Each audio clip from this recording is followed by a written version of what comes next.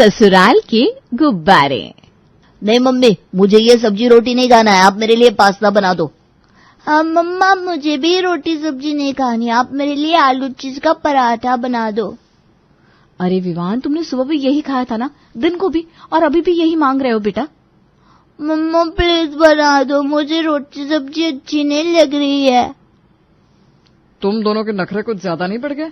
और नहीं तो क्या, जब देखो खाने पे नखरे करते रहते हैं, ये नहीं चाहिए वो नहीं चाहिए। अरे बच्ची ही हैं, अब ये नखरे और शैतानी नहीं करेंगे तो और कौन करेगा? ये तुम्हारा बेटा 14 साल का है और विवान 10 साल का है, इन्हें बच्चे नहीं कहते महिमा। भैया ठीक कह रहे, रोज रोज इनके खाने पर नखरे हो गए, ये सही नहीं है। माँ हमें बचपन में जो देती थी हम खा लेते थे। तुम दोनों के पापा ठीक कह रहे हैं, आपको भगवान जी को थैंक्स कहना चाहिए कि आपको खाना मिल रहा है, कुछ बच्चों को तो वो भी नहीं मिलता। अरे बस भी करो, तीनों बच्चों के ऊपर ही चढ़ जाते हो। अबे इनमें इतनी समझ कहाँ है, बड़े होंगे तो अपने आप ही समझ आ जाएगी। देखिए ना माँ जी, हमारे बच्चों को ही डरा देते हैं ये लोग। डराने की बात नहीं है भाभी, जिंदगी में इन्हें खाने की कीमत पता होना बहुत जरूरी है, और आजकल ये दोनों बहुत ज्यादा शैतानी करने लगे हैं।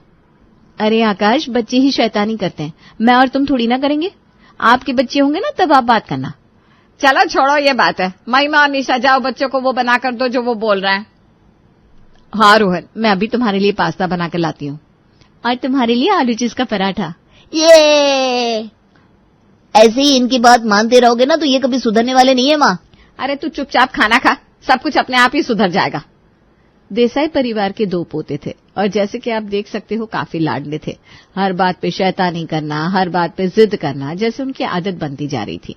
उनके पिता और चाचू उन्हें रोकने की कोशिश करते, लेकिन उनकी माँ और दादी के सपोर्ट से उन्हें और भी छूट मिल जाती। लेकिन अब देसाई परिवार में किसी ऐसे की एंट्री होने वाली थी जो डिसिप्लिन के मामले में सबसे आगे थी, और वो हमारे आकाश की पत्नी रंगोली, जो एक स्कूल टीचर रह चुकी है।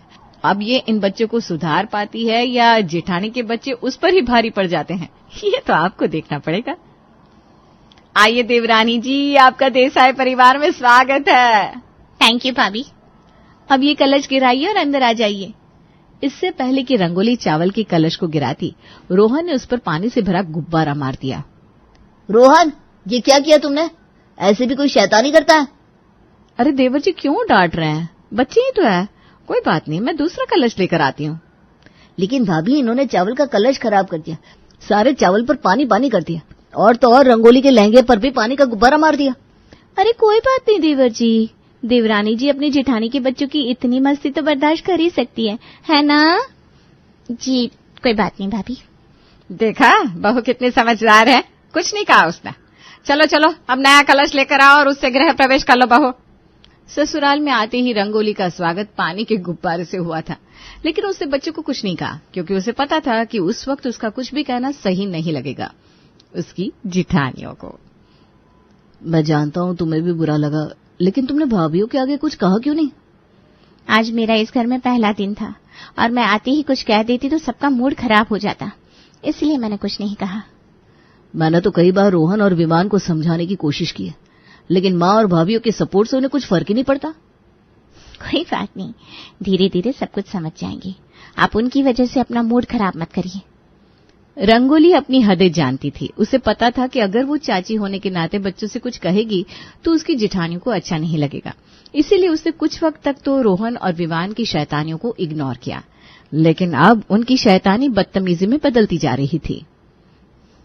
अरे विवान बाबा, मैंने अभी अभी यहाँ पोछा लगाया था, बार बार यहाँ से दौड़ रहे हैं।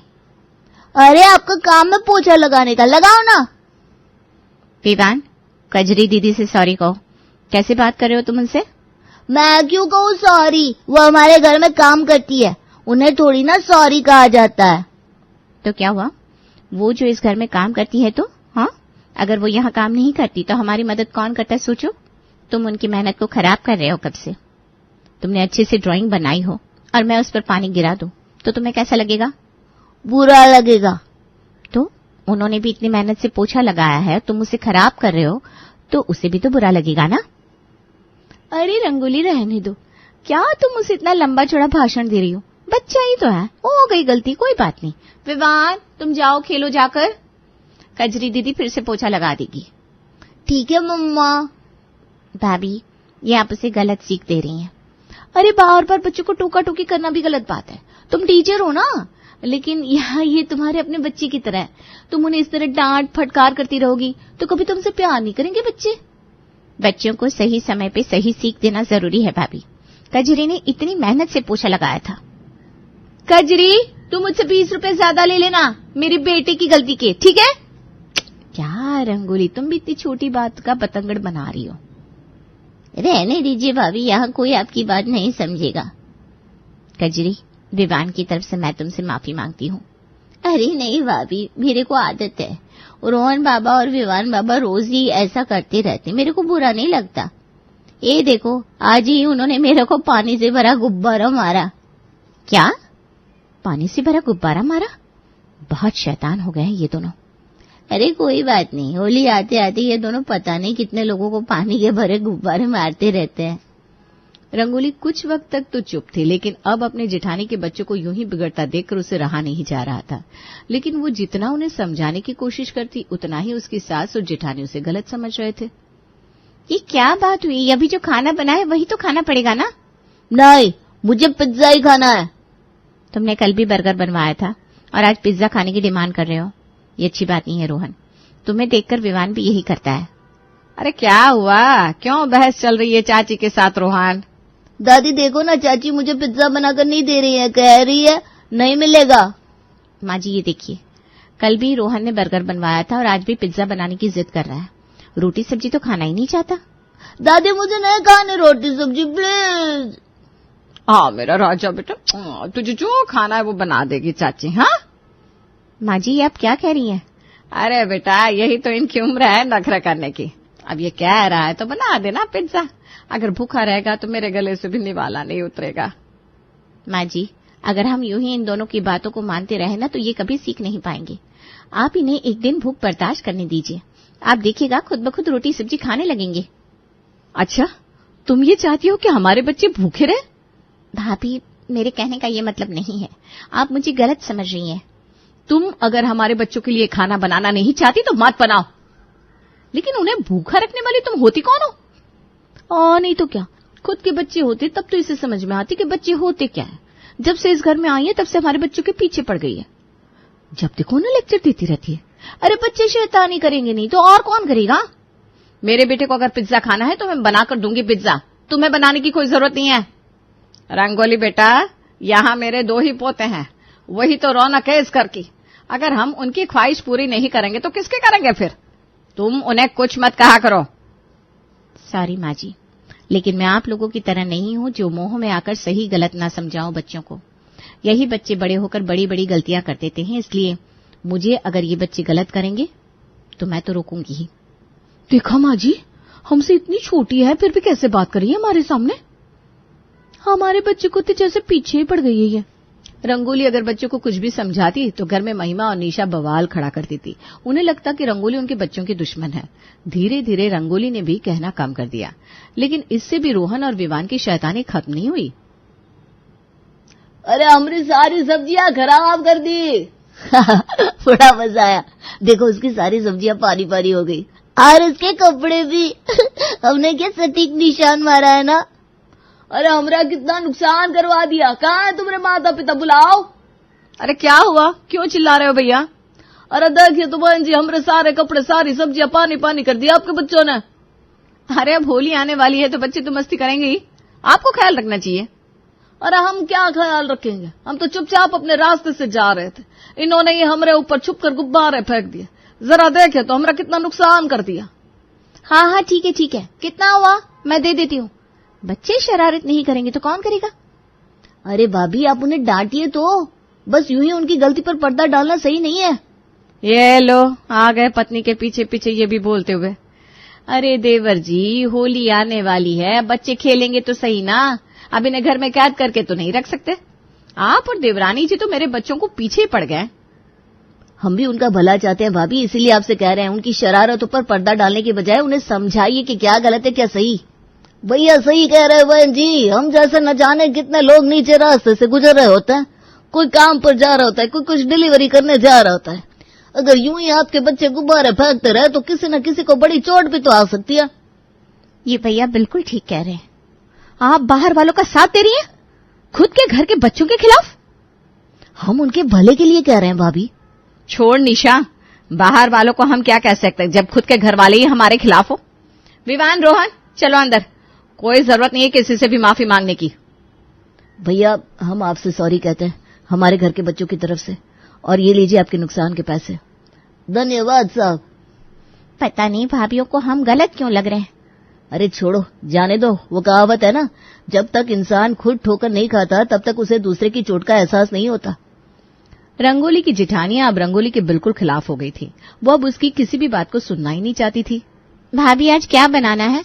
निशा, इससे कह दो हम खुद सब कुछ कर लेंगे, इसे कुछ करने की जरूरत नहीं है। भाभी आप ऐसा क्यों कह रही हैं? तुम्हें हमारे बच्चों से बहुत तकलीफ है ना, इसीलिए हम सब कुछ खुद ही कर लेंगे। आप दोनों मुझे गलत समझ रही हैं।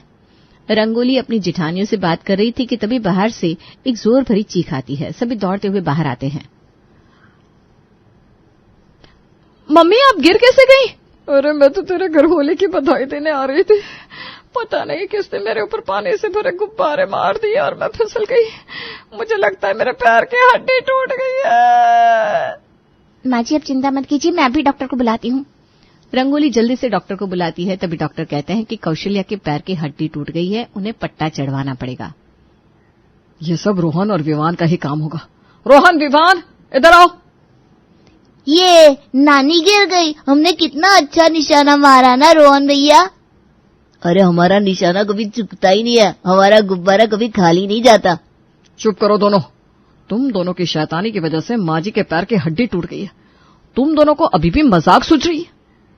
अरे पापा बच्चे मस्ती नहीं करेंगे तो कौन करेगा, है ना मम्मी? हाँ होली है, हम तो मस्ती करेंगे, नानी को देखकर चलना चाहिए था।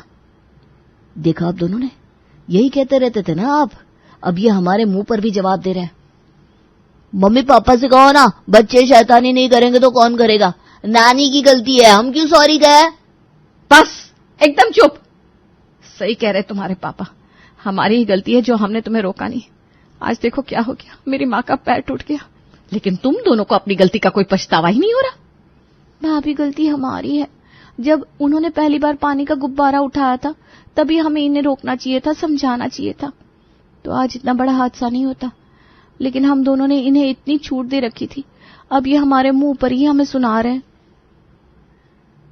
रंगोली ने हमें कितनी बार कहा कि हमें इन्हें समझाना चाहिए, लेकिन हम मोह में उसकी बातों को ही गलत समझ रहे थे। रंगोली हमें माफ कर दो, हमने तुम्हारी बात मान ली होती तो आज मेरी मम्मी इस हालत में नहीं होती। महिमा, वो माता पिता ही होते हैं जो बच्चों को सही रास्ता दिखाते हैं। अगर कोई उन्हें कुछ कह रहा है तो वो उनके भले के लिए है। इस वजह से कभी भी आपस में कोई झगड़ा नहीं करना चाहिए बेटा। तुम भी मेरी बेटी हो, इसलिए अगर तुमने कोई गलती की है तो मेरा फर्ज है तुम्हें समझाना। मैं इस सबक को हमेशा याद रखूंगी मम्मी। आज से हम अपने बच्चों को सही और गलत में, शैतानी और बदतमीजी में फर्क सिखाएंगे। सॉरी नानी, सॉरी नानी। चलो कोई बात नहीं, जो होता है अच्छे के लिए होता है। इसी बहाने कौशल्या माँ जी हमारे साथ रहेंगी कुछ दिन, जब तक उनका पैर ठीक नहीं हो जाता। और अब से हमारे ससुराल में पानी के गुब्बारे नहीं होंगे, समझे तुम दोनों? हाँ समझ गए। होली हो या ससुराल, पानी के गुब्बारे शरीर पर गहरा असर करते हैं और बातों को गुब्बारे की तरह मन में रखने से रिश्ते और खराब होते हैं, इसलिए दोनों हानिकारक है। वाह क्या बात है। पिंकी अग्रवाल परिवार की बड़ी बेटी थी और उसकी शादी को करीबन 8 साल हो चुके थे।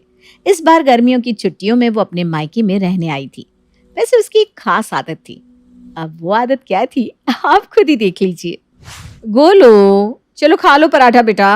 ऐसा नहीं करते, चलो चलो जल्दी मुंह खोलो। अरे नहीं खा रहा है क्या पराठा गोलू?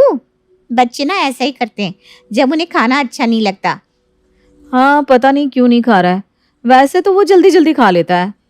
मुझसे कह देती, मैं बना देती पराठा इसके लिए। मैं रोहन के लिए खाना बनाती हूँ तो वो 1 मिनट नहीं लगाता खाने में, पता है। मैं उसके लिए बनाती ही इतना अच्छा हूँ कि उससे रहा ही नहीं जाता। क्या करे, अब बच्चों के लिए तो ये सब करना ही होता है। दीदी मैंने भी अच्छे से ही बनाया है, सब कुछ डाला है इसमें। हाँ हाँ डाला होगा, लेकिन वो क्या है ना, मैं बहुत अच्छे से सजा के देती हूँ रोहन को, और खाने का स्वाद भी बड़ा अच्छा होता है मेरे खाने का, इसलिए बच्चे खुद को रोक ही नहीं पाते। अरे रोहन की दोस्त तो उसके डब्बे के पीछे पागल ही हो जाते हैं, पता है?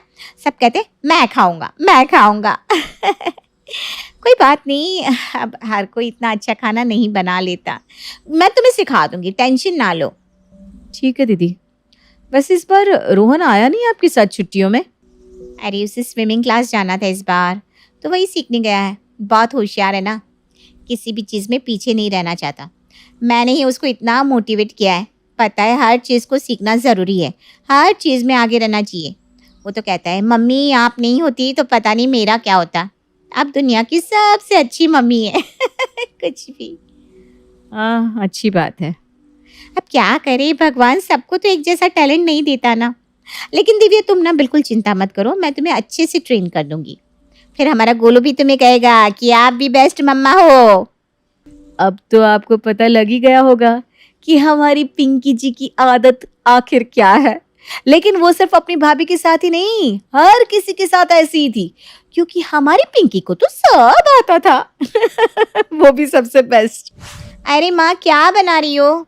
अरे आप घर में यहाँ शुरू होने को है तो अचार डाल रही हूँ, घर में सबको पसंद है ना इसलिए। माँ लेकिन ये अचार का मसाला तो बिल्कुल भी अच्छा नहीं बना है, बिल्कुल भी स्वाद नहीं है इसमें। क्यों, क्या हुआ? क्या दिक्कत है इसमें?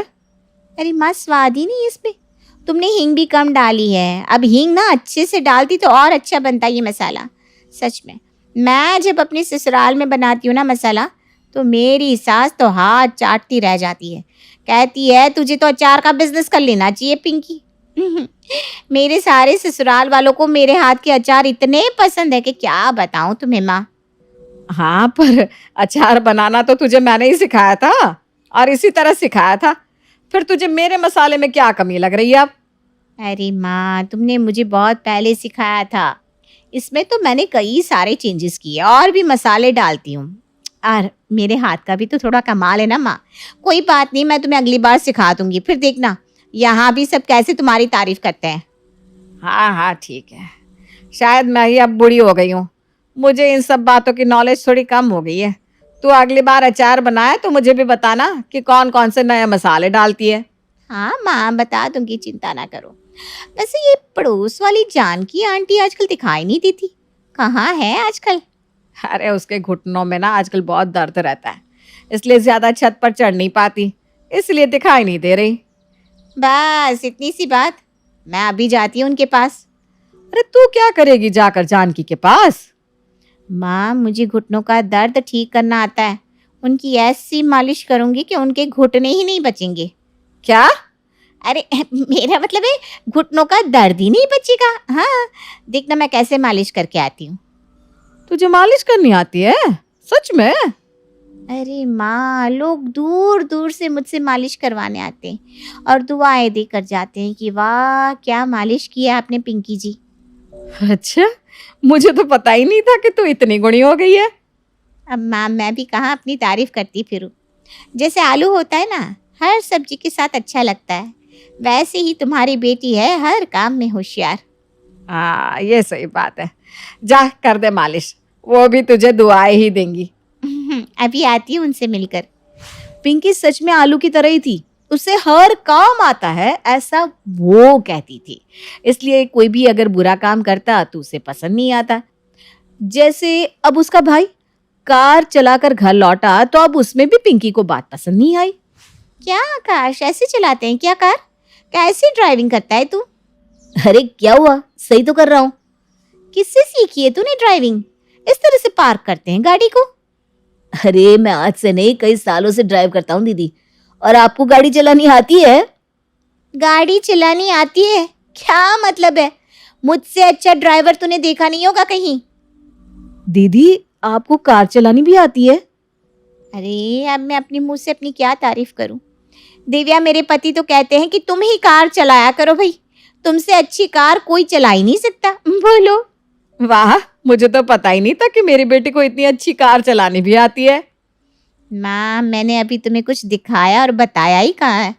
मुझे ना अपनी तारीफ करने की आदत नहीं है, बस इसीलिए। जहां तक मुझे याद है दीदी, आप तो स्कूटर भी गिरते पड़ते चलाती थी, आपने कार कब सीखी? अरे क्या गिरते पड़ते चलाती थी? मुझसे अच्छी ड्राइविंग कोई कर ही नहीं सकता। देख कल ना मैं तुझे पार्किंग करवाना सिखाऊंगी, ठीक है? हाँ हाँ ठीक है। अब शादी के बाद बहुत ज्ञानी हो गई है लगता है।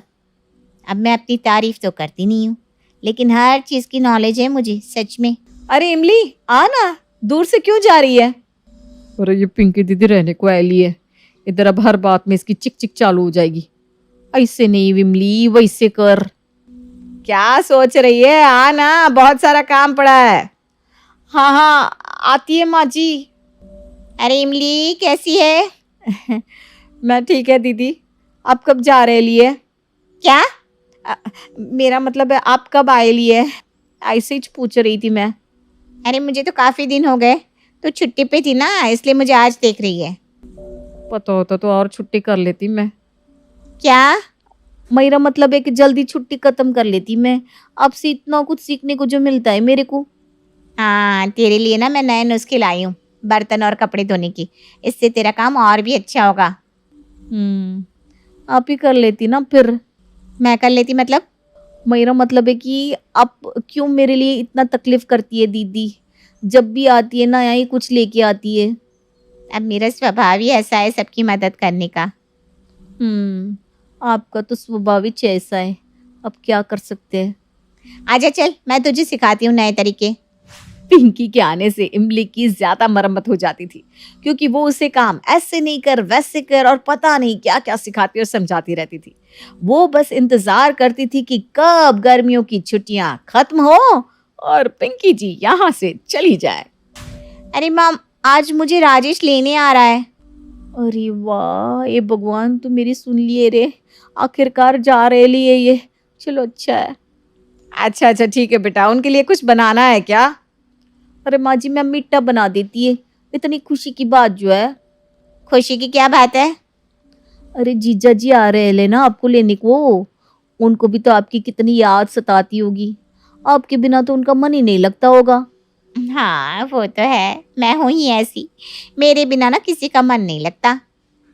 तब भी जितने दिन इधर छोड़ दिया आपको कि थोड़े दिन वो भी चैन से रह सके। कुछ बोला क्या तुमने? अरे मैं बोल रही लिए कि मैं अभी मीठा बनाकर लाती है। राजेश शाम को पिंकी को लेने आ जाता है। सब लोग उसकी बड़ी खातिरदारी करते हैं।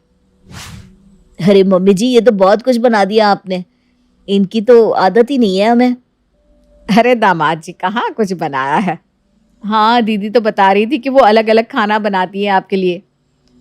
हाँ कभी दाल चावल, कभी कड़ी चावल, कभी राजमा चावल ये तीनों अच्छा ही बना लेती है अब ये। आप भी क्या मजाक कर रहे हैं? अरे मैं कहाँ मजाक कर रहा हूँ, उस दिन जो तुमने अचार बनाया था ना उसे खाकर माँ बीमार पड़ गई है। बोलो, कह रही थी बहू से कहना कि अपनी माँ से अचार लेती आए। अच्छा, अचार इतना बुरा बना था क्या? अरे वो तो मैं नहीं थी ना, तभी कुछ डाल दिया होगा माँ जी ने। अरे उन्होंने कुछ नहीं किया सच में। आप चुप रहिए जी, अभी आपको देरी नहीं हो रही है क्या? अरे हाँ, अभी तो टैक्सी भी बुक करवानी है। क्यों, आप कार नहीं लाए? अरे तुमने बताया नहीं, तुम्हारी बहन कुछ दिन पहले कार सीखने गई थी, एक आदमी को मारते मारते बची है, कार ही पूरी टूट फूट गई, बस उसे ही बनवाने को दिया है। अच्छा दीदी, आप तो बड़ी अच्छी ड्राइविंग करती हैं। चलो ना, हमें देर हो रही है। इससे पहले कि कुछ और कोई कहता, पिंकी भागने लगी अपना सामान लेकर। वो टैक्सी में बैठी ही थी कि पीछे से जान की पड़ोसन आ गई। अरे क्या हुआ जान की? और ये तेरी बेटी ना कच्चा आलू है, मेरी ऐसी मालिश की है कि अब मुझे 2 महीने का पोटा चढ़ गया है पैरों में। सत्यानाश हो इसका। अरे भैया जल्दी करो ना, निकलो यहाँ से। सिद्धि की एक आदत थी, उसे इंग्लिश के शब्दों को अपनी हर बात के बीच में बोलने का बड़ा शौक था, खास तौर से स्टॉप। स्टॉप मम्मी जी, ये क्या कर रही हैं? बिल्कुल स्टॉप हो जाइए। कितनी बार कहा है कि किचन में कुछ भी सामान इधर उधर करने से पहले पूछ लीजिए। अरे क्या स्टॉप स्टॉप करती रहती है, तेरा बस चले तो पूरी दुनिया स्टॉप करा दे। और हाँ, सामान इधर उधर नहीं, मैं बस ये देख रही थी कि चीनी कहाँ है, चाय पीने की तलब थी। स्टॉप स्टॉप मम्मी जी, अब ये मत बोलिए कि आपको ये भी नहीं पता कि किचन में चीनी कहाँ होती है। सास को सिद्धि की बात बिना सर पैर की लगती है। वो उससे बहस नहीं करना चाहती, सो वहां से निकल जाती है। सिद्धि कमरे में। स्टॉप, मैं कहती हूँ बिल्कुल स्टॉप। मैंने कहा बिल्कुल स्टॉप। नहीं करता स्टॉप बिल्कुल। अरे यार, बिजली की वायर जोड़ रहा था, तुमने स्टॉप होने के लिए बोला और ये देखो क्या हुआ, करंट लग गया। अब करंट लगने पर चिल्ला रहा हूं तो भी स्टॉप। अरे चाहती क्या हो तुम? स्टॉप, मैं क्या चाहती हूँ? अरे अब कैसे स्टॉप हो जाऊं? मेरा मतलब है स्टॉप स्टॉप। सिद्धि फिर चली जाती है सब्जी वाले के पास। भैया वो बैंगन किलो और आलू 5 किलो। Stop stop. काफी देर होने के बाद भी सिद्धि को उसका सामान नहीं मिलता। क्या है भैया, कब से बोल रही हूँ आलू 5 किलो, बैंगन 2 किलो, फिर दे क्यों नहीं दे रहे हो? भैया स्टॉप। बहन जी, मैं तो 2 मिनट में तोल दूं, लेकिन आप ही तो बोल रही हैं स्टॉप। अब इतनी तो अंग्रेजी हम भी जानते हैं ना कि स्टॉप का मतलब होता है कि रुक जाओ, तो रुक गए भाई। अरे यार क्या लोग हैं। स्टॉप। अरे तोलो तोलो चलो। किसी तरह सामान लेकर सिद्धि घर आती है, जहां वो देखती है कि ढेर सारे मेहमान बैठे होते हैं। सिद्धि आते ही जोर से चिल्लाती है, स्टॉप, आप यहाँ सब कैसे? अरे अब कैसे स्टॉप हो जावे बहू, जितना आना था आ गए हम। अब हाँ बैठिए ना। सासू माँ आप बात करिए, मैं चाय बनाकर ला रही हूँ। सभी बात करने में लग जाते हैं कि तभी सिद्धि किचन से निकल कर आ जाती है। Stop stop. अरे क्या खाएंगे आप लोग? पकौड़ी बना दूं या चीला या फिर इडली बना दूं? अरे जो मर्जी बना दो, बस ले आओ जल्दी से बहू, इन लोगों को निकलना है, कोई जरूरी बात करने आए हैं। अच्छा स्टॉप। सिद्धि स्टॉप वाला अपना तकिया कलाम बोलकर निकल जाती है, लेकिन थोड़ी देर बाद जब वो कमरे में चाय नाश्ते के साथ आती है तो जरूरी बात हो गई आप लोगों की, या मेरे डर से शांत हो गए कि चुप हो जाओ सिद्धि आ गई है। बोलिए ना। बस जैसे ही सिद्धि ने कहा बोलिए ना, घर में चकर पकर की आवाज गूंजने लगती है। अरे तुम स्टॉप क्या बोल कर गई, सभी शांत हो गए, अब बात शुरू करेंगे। हाँ भाई बहू, तुम वो स्टॉप बोल कर गई तो हम लोगों को लगा कि शायद तुम भी सुनना चाहती हो कि हम लोग क्या बात कर रहे हैं। फिर जो मेहमानों की बात शुरू होती है वो घंटों बीत जाते हैं, चलती ही रहती है। अरे तेरे स्टॉप के चक्कर में दोपहर हो गई, अब जाकर सबके लिए जा खाना बना कर लिया। तभी स्टॉप नहीं बोला होता तो अब तक बात खत्म हो चुकी होती। बेचारी सिद्धि करती भी क्या, खुद के स्टॉप बोलने की आदत से खुद ही परेशानी मोल लेती है। आप लोग खाना खाकर जाइए, हाँ मैं जा रही हूँ बनाने।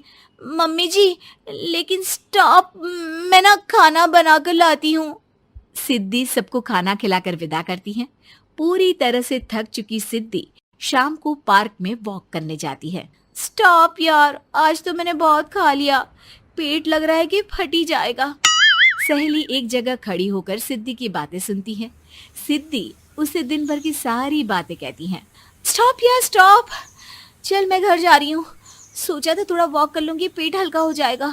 सारा दिन काम कर कर के थक भी गई थी, लेकिन यार तेरे कारण बस खड़ी ही रह गई। वैसे तो पार्क करने क्या आई थी?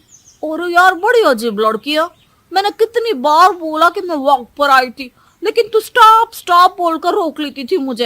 यार प्लीज अब तू जा, मैं वॉक करके ही घर जाऊंगी। ओ यार वो स्टॉप तो मेरा तकिया कलाम है। घर के सभी लोग सिद्धि के स्टॉप से परेशान थे। वे कभी उसके बोलने पर स्टॉप हो जाते तो मुसीबत आ जाती, कभी नहीं होते तो भी मुसीबत आ जाती। अरे मैं तो इस बहू के तकिया कलाम से परेशान हो गई हूँ। अरे कोई तो उसकी ये आदत हटाए।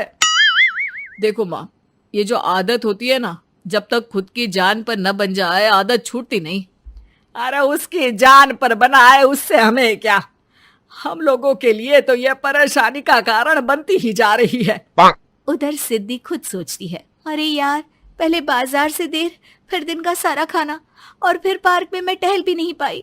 क्या करूं? इस तकिया कलाम के कारण मैं खुद ही परेशानी झेल लेती हूँ। एक काम करती हूँ, आज से सोच समझ कर बोला करूंगी। बहू स्कूटी उठाती है और निकल जाती है, लेकिन जैसे ही वो बीच चौक पर पहुंचती है, स्कूटी फिसल जाती है और वो नीचे गिर जाती है। हाय रे, कोई तो बचाओ, किसने टक्कर मार दी मुझे, कितना दर्द हो रहा है, कोई तो डॉक्टर के पास लेकर चलो, स्टॉप। बस जैसे ही बहू स्टॉप बोलती है, सारे वहीं रुक जाते हैं। बड़ी घमंडी औरत है, एक तो हम बचा रहे हैं, ऊपर से देखो स्टॉप बोल रही है। स्टॉप, कोई नहीं है क्या इस पूरे शहर में? बहू अपने तकिया कलाम की रट लगा कर रखती है। स्टॉप, कोई है, कोई स्टॉप। लोग उसकी मदद के लिए आगे तो आते हैं, लेकिन जैसे ही उसका तकिया कलाम सुनते हैं, वहां से निकल जाते हैं। तभी कहीं से उसका पति लौट रहा था। वो बीवी को रास्ते में पड़ा देख हैरान रह जाता है। अरे तुम यहाँ, कितनी चोट लगी है तुम्हें? पति आसपास खड़े लोगों पर गुस्सा हो जाता है। आप लोगों को दिखाई नहीं दे रहा कि मेरी बीवी को चोट लगी है? कोई भी नहीं है जो उसे उठाकर बिठा सके? अरे भाई साहब, कोई क्या मदद करे इस महिला की। और इतनी घमंडी है, जब भी इन्हें उठाने की कोशिश करो स्टॉप स्टॉप बोल देती है। स्टॉप, ये क्या बोल रहे हैं आप लोग?